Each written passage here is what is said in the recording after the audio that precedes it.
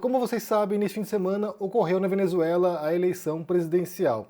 E aí há alegações de fraude, há muitos protestos pelo país, e isso gerou todo um debate acalorado na internet que eu mencionei no vídeo de 2 dias atrás, né? E aí tem havido aí uma discussão, tem havido, sei lá, umas trocas entre o dono do Twitter, o Elon Musk, o bilionário, e o Nicolás Maduro. E aí eu quero ver com vocês aqui um videozinho, porque sinceramente é patético, é uma coisa ridícula, mas vamos ouvir aqui juntos para você entender em que pé o negócio está, né? Ouçam. Quien se mete conmigo se seca. Quien se mete con Venezuela se seca. Elon Musk. ¿Quieres pelea? Vamos a darle, Elon Musk. Estoy listo. Soy hijo de Bolívar y de Chávez. No te tengo miedo, Elon Musk. Vamos a darlo, pues. Donde quieras. Como decimos en Caracas, en los barrios. Si tú quieres, yo quiero, Elon Musk. ¿Y dónde? E aí nesse vídeo mostra uns prints aqui do Elon Musk, né, dizendo eu aceito, ele vai se acovardar. Então aqui você tem um chefe de Estado, possivelmente reeleito a partir de uma fraude eleitoral, né? Você tem um chefe de Estado de um país da América Latina desafiando para uma luta, para uma briga, um bilionário norte-americano, né? Um bilionário dono de uma rede social. E aí o bilionário aceita. Não é a primeira vez que o Elon Musk é desafiado por uma briga, né, por uma luta. Ele já foi desafiado pelo Zuckerberg, mas daí parece que o negócio aí não saiu do papel, né? Ficou ali vai acontecer, não vai acontecer, mas para você perceber como é ridículo, né?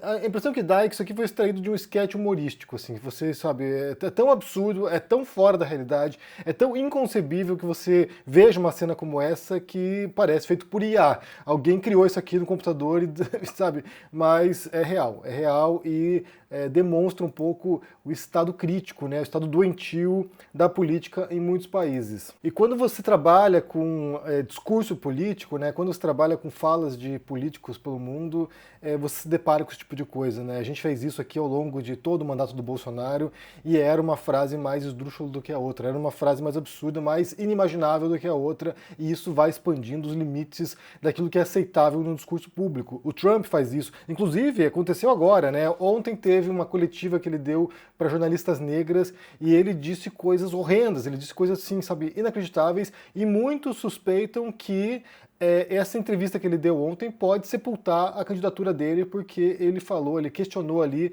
a etnia da Kamala Harris, dizendo que ela nunca se apresentou como negra, que ela sempre disse que era indiana, mas que no final das contas agora ela está usando agora a bandeira de ser negra para puxar os votos dos eleitores negros. E aí isso é ridículo também, porque Kamala sempre se apresentou como negra e ela tem essa dupla etnia, né? Ela é descendente de indianos e descendente de negros, jamaicanos. Então, assim, você percebe como os políticos, eles vão extrapolando muitos limites justamente para chocar as pessoas, né? E eu falei muito sobre isso aqui, né? Como esses discursos extremados, eles visam falar para a bolha deles, e esse discurso, ele não tem menor influência fora da bolha, assim, no sentido de que quem apoia vai bater palma, e é isso aí, destrua o Elon Musk, mate o Elon Musk no ringue, não sei o que, assim por diante, enquanto que quem se opõe a isso, quem está fora, sempre vai estar se opondo, sempre vai estar criticando. É aquilo que eu falei no último vídeo, né? Ou é 8 ou 80.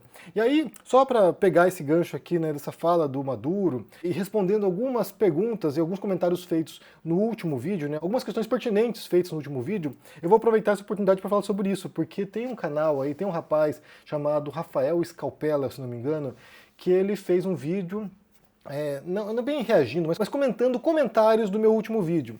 E ele disse ali no vídeo dele que, eu acho que ele é de direita, não sei, eu acho que ele é, sei lá, não sei qual a posição política dele, mas certamente não é de esquerda. E aí ele diz ali que eu sou o canal progressista, o canal de esquerda favorito dele. E aqui não sei se eu fico lisonjeado, não sei se é irônico isso aqui, eu realmente não entendi. E aí ele questiona o fato de eu não ter condenado, ou supostamente não ter condenado o regime do Maduro. E aí, só explicitando, né, minha posição nesse quesito aqui, nessa questão, esse é um vídeo que tem que fazer cada 6 meses, mais ou menos.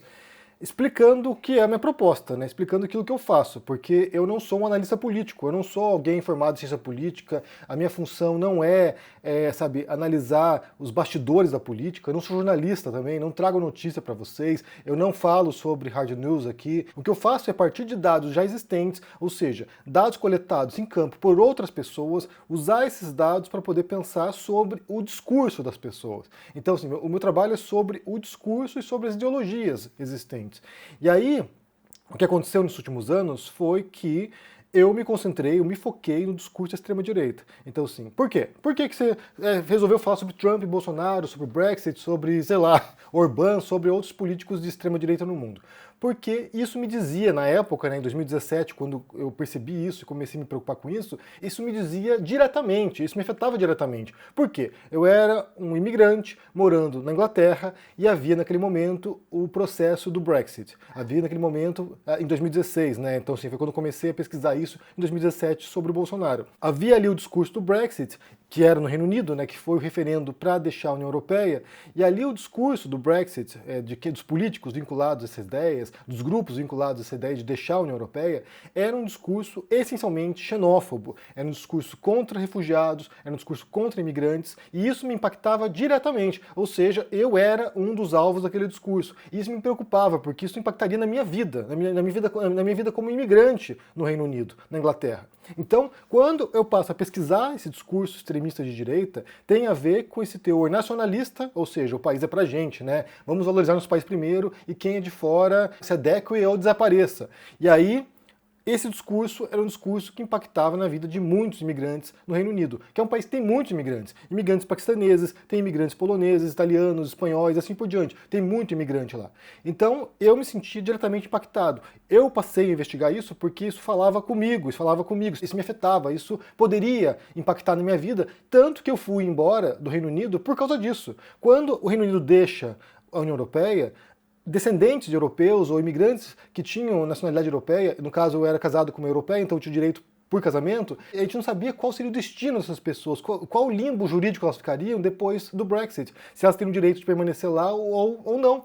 Então a gente foi embora porque a gente ficou com medo de mudar a regra, mudar a lei, e a gente não poder morar mais lá e ficar ilegal no país. Então, sim, foi um processo que me impactou. E aí, percebendo esse movimento global, né, que daí vai para os Estados Unidos com o Trump, vai para o Brasil com o Bolsonaro, você percebe como havia certos elementos que estavam unificados. E isso me preocupava, porque isso ia contra várias minorias, além de imigrantes. Ia contra, né, negros, ia contra homossexuais, ia contra mulheres também, ia contra outros grupos minoritários. Então isso me impactou porque eu também faço parte de uma minoria que são os imigrantes, que também sofrem preconceitos, que também têm, sabe, dificuldades para poder conseguir trabalho, para conseguir ir para uma escola, para conseguir viajar muitas vezes. Ou seja, eu faço parte de um grupo que era afetado por esse discurso, e ainda é afetado por esse discurso. E aí eu moro na Espanha agora, e na Espanha também há grupos extremistas que também são contra imigrantes. Agora eu tenho cidadania espanhola, mas de qualquer maneira eu me sinto como alguém que está de fora aqui observando todo o cenário. Então, o meu foco ao longo desses últimos, sei lá, 7 anos foi estudar a extrema-direita. Eu não sou um especialista na Venezuela. Eu não dediquei meu tempo para estudar o cenário venezuelano. Eu não dediquei meu tempo para estudar o governo do Maduro. Eu não dediquei meu tempo para estudar o processo eleitoral na Venezuela, para estudar o que foi o chavismo. Mas se eu for confiar nas fontes que eu uso atualmente para poder entender o que são as democracias, se você for olhar os dados aqui, por exemplo, você sabe que esses índices de democracia, esses estudiosos, não consideram a Venezuela hoje uma democracia. Por exemplo, aqui, a Freedom House, né, que é uma das referências que existe para classificar democracias. Nessa classificação da Freedom House, a Venezuela tem 15 pontos de 100, ou seja, ele é considerado como um Estado não livre, um país não livre. Então, assim, em questão de direitos políticos, tem nota 1 de 40. Na questão de liberdades civis, tem 14 de 60, ou seja, é um país que tem severas restrições ao processo eleitoral, à liberdade dos participantes no processo eleitoral, à participação política das pessoas. Então, assim, não é considerado, por esses índices, por esses dados que eu uso para compreender as democracias pelo mundo, não é considerado como um país livre. E não tenho interesse em estudar a Venezuela por muitas razões. Então, assim, meu foco é outro, são outras questões que eu abordo. Mas, por exemplo, basta pensar em outro caso, né? Outro exemplo que se deu tempos atrás, que foi a eleição na Argentina, do Milei.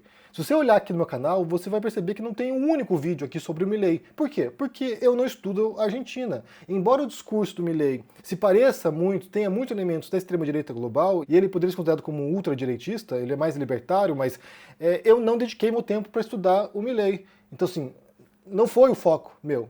Não me preocupou a questão da Argentina, embora pudesse me preocupar, porque teria a ver com aquilo que eu já pesquiso. Mas eu não fiz vídeo sobre o Milei aqui. Em nenhum momento eu comentei sobre a eleição argentina. Em nenhum momento eu analisei o discurso do Milei. Em nenhum momento eu falei sobre o processo eleitoral da Argentina. Embora tenha morado na Argentina, né? Eu morei 2 anos na Argentina e eu não me sinto qualificado, ao contrário de pessoas que nunca pisaram lá, eu não me sinto qualificado em analisar o cenário político argentino, porque é muito complicado o cenário lá. É um cenário caótico, você tem diferentes tradições políticas lá que se mesclaram ao longo do tempo, é um discurso populista sim, e a população argentina ela é muito engajada em muitos elementos, né? Sempre estão protestando, há muitos protestos pelo país, por Buenos Aires sempre tem uma rua que está cortada lá porque estão protestando, então sim, mas eu não me sinto qualificado para falar da Argentina, porque não foi o país que eu estudei, não foi algo ao qual me dediquei. Eu me dediquei mais ao discurso do Trump, e durante o período que ele estava no poder, eu li muita coisa sobre Trump, muita coisa mesmo, vocês não têm ideia, li muitos livros sobre Trump e sobre o Bolsonaro, tanto que escrevi vários textos sobre o Bolsonaro, que são hoje referência, inclusive acadêmica. Tem textos meus sobre o Bolsonaro, sobre o Olavo de Carvalho, sobre a extrema-direita brasileira, que são citados tanto por autores brasileiros quanto gringos, autores latino-americanos e autores americanos. Então, sim, a minha pesquisa sobre o Bolsonaro, por exemplo, virou uma referência. Embora hoje já não tenha mais vontade de falar sobre o Bolsonaro. Eu não tenho o menor, interesse em acompanhar o que o Bolsonaro faz agora, né? Eu sei que muitos canais de esquerda ainda continuam trabalhando sobre o Bolsonaro, mas eu não tenho interesse de falar sobre o Bolsonaro mais.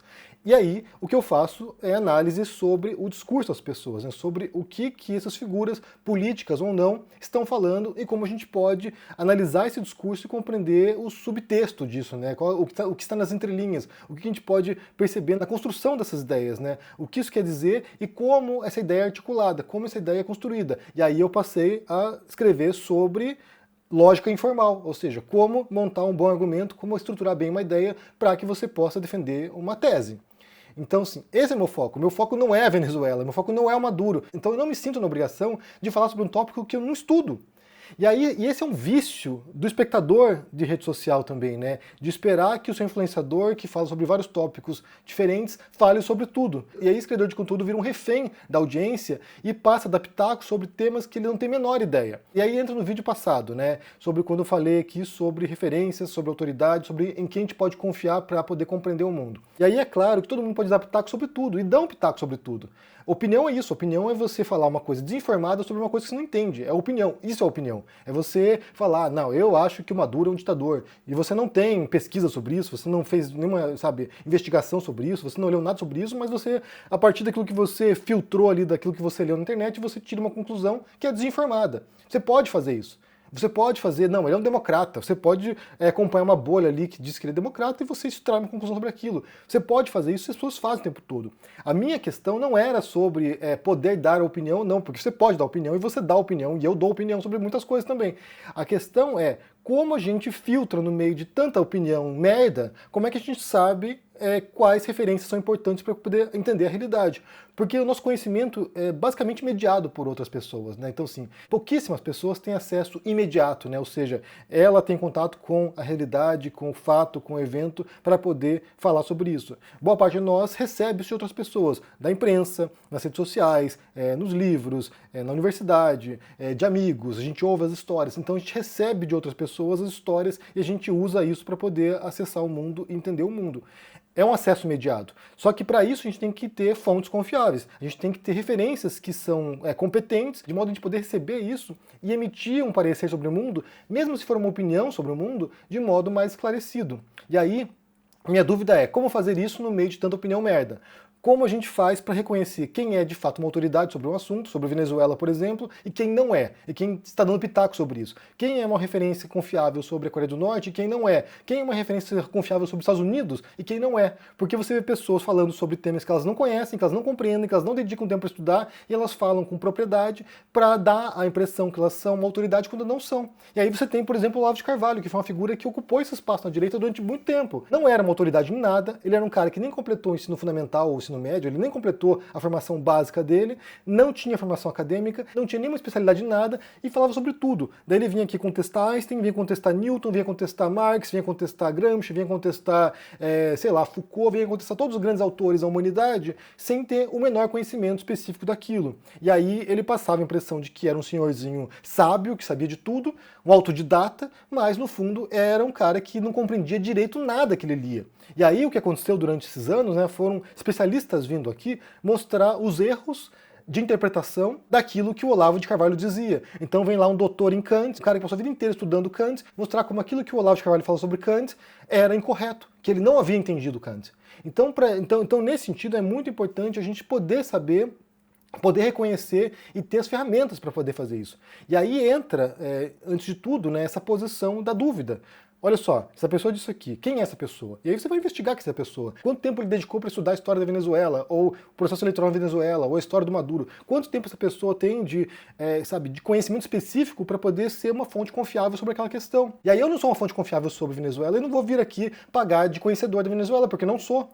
Mesmo quando trabalhava com turismo, né, ou seja, quando viajava para muitos países do mundo para poder escrever sobre esses países, eu jamais me interessei em ir para a Venezuela.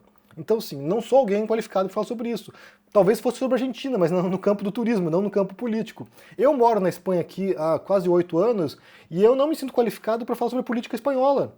Eu acompanho o processo, eu voto aqui, eu acompanho uma coisa ou outra, mas não sei quem são os principais participantes políticos aqui da Espanha. Não sou alguém que está engajado com a política aqui. Eu sei muito mais sobre o Brasil hoje, ou sobre os Estados Unidos hoje, do que eu sei sobre a Espanha onde eu moro.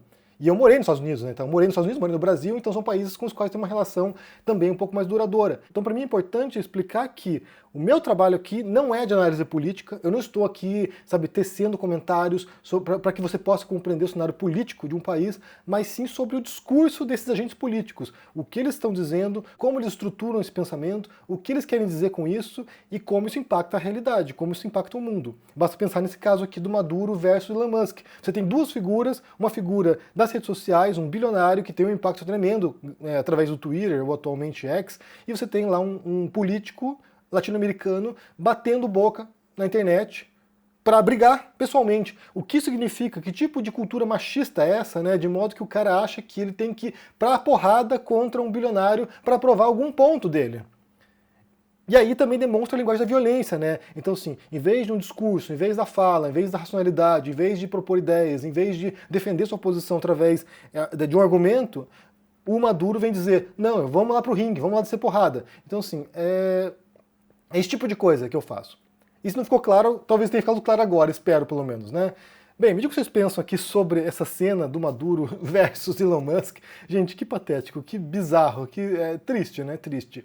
E como é que você entende, aqui eu vou repetir a pergunta, né? Como é que você entende quais são os critérios para se estabelecer quais pessoas merecem ser ouvidas por você? Que tipo de competência você procura, que tipo de coerência você procura no discurso da pessoa, de modo a poder acessar aquele conhecimento e ter um grau de confiança de que aquilo ali é factual e verdadeiro. Porque essa é uma questão importante, né? Há grupos militantes, grupos políticos, grupos ideológicos que eles não têm compromisso com a verdade. Eles têm compromisso com uma tomada de posições, com uma disputa que é uma disputa política, uma disputa de conquistar território, conquistar terreno, né, no campo político, e eles não têm compromisso com a verdade. Eles têm compromisso com essa vitória contra os seus inimigos. E isso é perigoso pra caramba, porque quando você abre mão da verdade, quando você abandona a busca pela verdade para ter um ganho político, isso pode ter consequências tremendas, como já viu em muitos momentos na história. Então, assim, para mim, essa busca pelo conhecimento factual é muito importante e eu não abro mão disso. Eu não vou comprometer essa busca pela verdade por causa de uma agenda ideológica. Não farei isso.